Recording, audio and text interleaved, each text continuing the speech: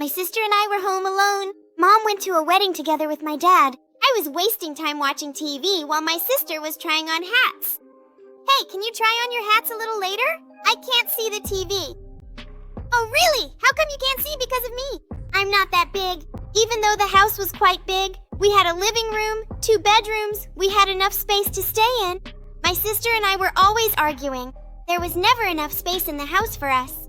You won't die if you move over 5 centimeters so I can watch the documentary on the whole TV screen. Come on, sis, be serious. It's the 5th time you're watching the same documentary. I like it.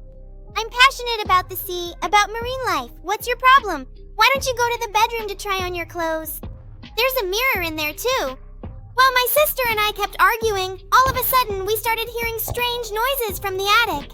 Stop being so stubborn. Do you hear that, too? What's that sound? Yeah, I heard it. It was coming from the attic, but now it stopped.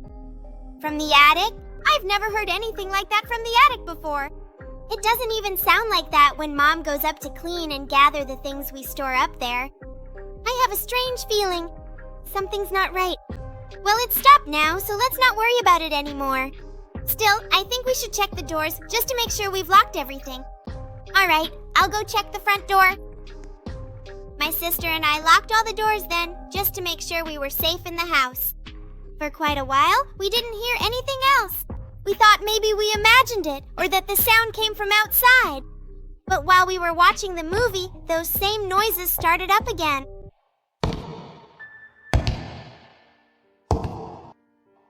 They were getting louder and louder. We couldn't focus on the movie anymore.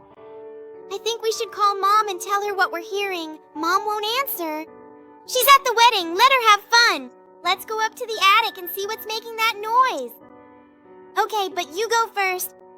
My sister and I headed to the attic to see where those strange and frightening noises were coming from. I was scared. I had the feeling someone was there. Are you sure you want to go in? You know what? You wait for me here. I'll go alone. If anything happens, I'll ask for your help. I didn't want to let my sister go alone, so I decided we should go together. The noises were clearly coming from the attic. They were already very loud.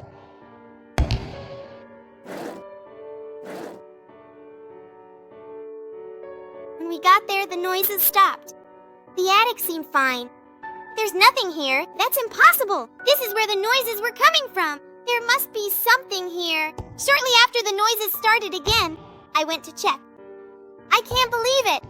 What happened, little sister? Are you okay? Look, here's who was making the noise. It was this parrot.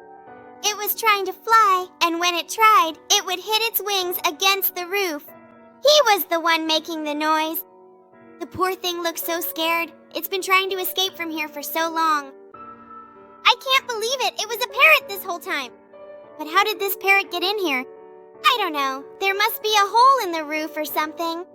Come on, let's take him downstairs, poor thing. I think he's hungry. He's scared. You know what? Good thing it's just the parrot and we don't have an intruder. Come on, let's go. My sister and I felt better now that we knew where those strange and frightening noises were coming from. We were glad it wasn't an intruder or something scary. We took the parrot downstairs, ready to set up a little cage for him until we could find his owner. We gave the parrot something to eat and were ready to put him to sleep. We were also ready to go to bed ourselves. It was already late, past midnight. How much I would have liked for us to keep this parrot. I know, me too, but we have to remember that someone owns this parrot. He belongs to someone and they're missing him. Tomorrow we'll look for his owner. And if we can't find him, we'll keep the parrot ourselves if our parents agree. Now I'm going to bed. I'm so tired. All right, I'll leave the parrot here and come right away too. While we were preparing a place for the parrot, I heard some loud knocks at the door. I was already scared, thinking everything was over. It was the parrot making the noises, as if someone was knocking on the door after midnight. My sister was already asleep, and I had no intention of waking her up. I knew she was tired. I ignored the knocking and went about my business around the house. But the knocks kept getting more and more insistent and louder. Still, I went to see who it was. I looked out the window. There was a lady. She looked very sad. I I was afraid to open the door, so I spoke to her through the window. Who are you? My parrot flew away. I left the window open and it got out. It went through a hole in your roof. Is it here? Did you find it? Please give it back to me. That parrot is my best friend. I take it with me everywhere I go. She was the owner of the parrot. Our parents told us not to open the door to anyone, especially since they weren't home and it was nighttime. So I told the lady to come back in the morning and I would return the parrot to her. And that's exactly what happened. The next day, first thing in the morning, the lady came back. I found out that she was a tourist in town. She didn't live here. She was staying at the house across the street. She had rented an apartment in that house for a week and came to visit Brookhaven together with her parrot. I found out that the parrot's name is Perry. I'm so glad Perry is okay. Thank you for taking care of him until now. The lady took Perry and left. My sister came out and was outside shortly after. Oh no, you gave Perry away. I heard the whole conversation. I wish we could have kept him. We would have taken care of him. I know, little sister, but Perry already had a family. And it would have been rude of us to keep him, even though he already had a mom. You're right. You did the right thing. Parasantor then called his family. My parents and I have just moved to a new city. The house was big, beautiful, close to the city center, the hospital, the police station, the shops, and even my school. The house we moved into seemed perfect. It was big enough, had many rooms, was modern, and well furnished. My parents and I felt very good here. I felt like it was the perfect place for us. This house is beautiful, but the yard is a bit too dark. At night you can't see anything. Now it's summer, it's warm. Maybe we want to have dinner out here, so I shouldn't forget to buy some light bulbs tomorrow to install them. And that was pretty much the only downside of the house. There wasn't a single light bulb in the yard. If you went out into the yard, it was pitch black. There were light bulbs inside the house. We could make it really bright, but I like to use ambient lighting. One evening, while I was sitting with my laptop trying to find a project for science class at school, I was really stressed. I didn't know what to write about. No topic seemed interesting enough for me to tackle. That's when my mom came into my room and said to me, "Do you want to come with us to the folk music festival? There are so many cultural events organized in this town. You don't have time to get bored. Every evening there's something for us to attend." "No, Mom, you can go without me. I have to do a project, and I haven't even decided on a topic yet. Nothing interests me. I bet I'll get a bad grade in science." "Come on, look. I trust you won't get as low a grade as you think." "Well, in that case, if you don't want to come, I'll just go with your father. You'll stay home alone. Is that okay?" "Yes, Mom, I'm not a little kid anymore.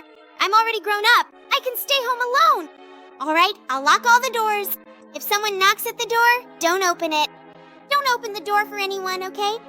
We'll be back late. The festival will last a while." "All right, Mom, have fun."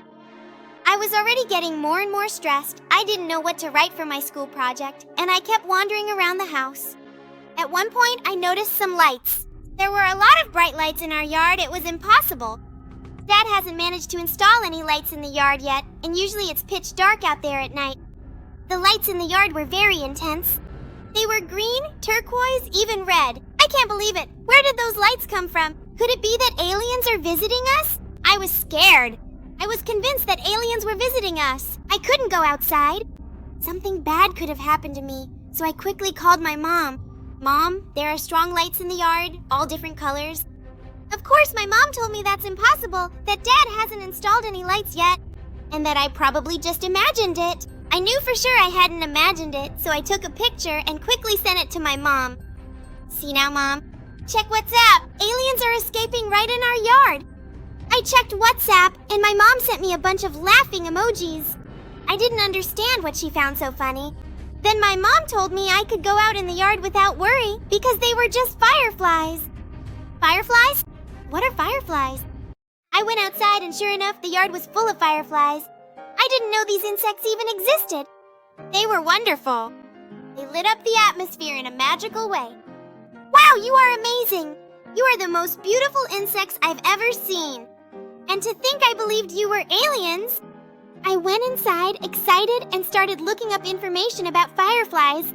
I couldn't believe that some insects could produce such beautiful lights. I was curious, why do those insects light up? Do they have a light bulb in them? Then I found out that fireflies produce these light signals to communicate with each other. That's how they find a mate more easily to reproduce. And they can also protect themselves from predators through these lights. I found out that fireflies, they are very commonly seen in the summer and live in warm places. In Brookhaven, it was summer. It was very hot. I learned that the light fireflies emit ranges from red to yellow to green. I found them fascinating. And that was the moment when I realized what I wanted my project to be about fireflies and their role in nature. It was the first time I was living alone. I moved into a cute small house on the edge of the city. Being on the edge of the city, I didn't really have any neighbors. There weren't many houses in the area, and people hesitated to move here because it was far from the city. You didn't have quick access to school, workplaces, the hospital, or shops. But it didn't bother me. The little house was so small, so beautiful. The rain sounded so nice on the roof. It was so relaxing. And I had the bus. I liked taking the bus. One evening, after I came home from work, I was relaxing on the couch, watching my favorite show. A strong storm started outside. I was glad I made it home before the storm caught me on the way. That evening, while I was having dinner, besides the thunder from the storm, I heard someone crying. I started to get scared. No one lives in the area. I have no neighbors. Who is crying? Where are these noises coming from? I was scared. I was too scared to go outside and check because of the storm. It was the most violent storm I had ever seen. I kept watching TV, and suddenly I noticed a shadow at the window. That can't be. I was already planning to move here. That shadow disappeared quickly. Even though I was really frightened, I decided to take my umbrella and go see what was happening. Apparently, the scary object was just a balloon. A balloon that had a scary face drawn on it. But how did this balloon get here? And who was the woman who was crying? I was relieved that it was just a balloon and decided to go back inside when suddenly I heard a man's voice. Come on, how can we go? There's little chance we'll ever find that balloon again. The wind took it and who knows where it ended up. Then I decided to go outside to see what was going on. How? What's that? There was a very sad little girl together with her father. But Dad, I want that balloon. I got it for my birthday from... It's really important for me that we find it. I know, sweetheart, but I'll buy you another identical balloon. But we have to hurry home. It's dangerous to stay out in this storm. I realized that the two of them were looking for the balloon that had ended up lost in my yard. And the crying was from the little girl desperately searching for her lost balloon. Hey, this balloon! Daddy, not you? Is that really what I thought? Thank you so much! I got it as a birthday present from my sister, and that's why it flew over here. The family got their balloon back. The father told me it was his daughter's birthday, and that during her party the storm started and all the balloons began to fly away, including her favorite balloon. The two of them got their balloon back and left. I was glad that I could be of help. And since it wasn't anything more serious, I went back inside too.